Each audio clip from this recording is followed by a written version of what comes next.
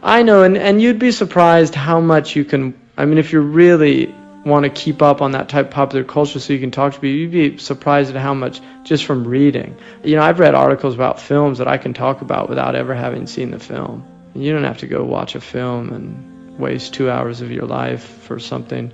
I saw a film once by Khorasani, who won the Cannes Film Festival. He's an Iranian. I think it was Khorasani, can't remember.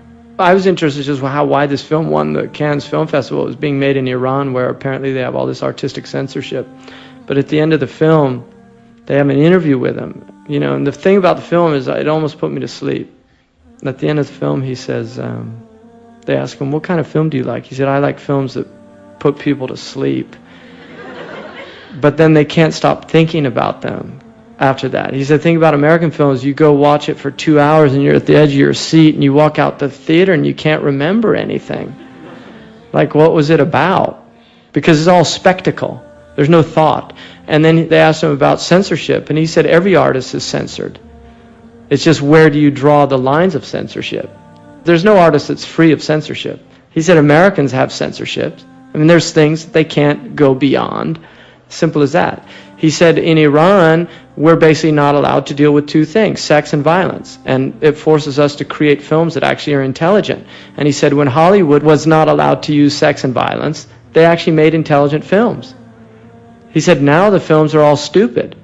And the reason is because it's all gratuitous spectacle. It's just stimulating people's lower energies. That's all it is. Because people respond to violence. You know, it's very intense to watch violence. And so there's adrenaline, and adrenaline's a drug. It's a really powerful drug. People get addicted to it, adrenaline junkies. Romans used to go watch Christians eaten by the lions. We do the same thing when we go watch these Arnold Schwarzenegger films of people getting their heads blown off. It's sanitized. But it's the same gore. I mean, it's a human thing. And that we see the Romans as decadent and, well, why don't we see it about ourselves? That's all decadence. That's what it is. It's vulgarity. It's decadence. And the thing about it is thresholds get higher and higher. So you need more stimulation. You need more violence. You need more, the sexuality becomes more perverse. That's what happens. In something intelligent, I mean, film has immense potential because it's a very powerful medium, but it's a medium of spectacle.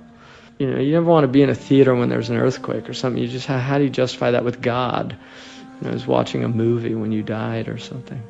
The reason Plato outlawed the poets in the Republic is because of the whole danger of entertainment, what entertainment does in a society.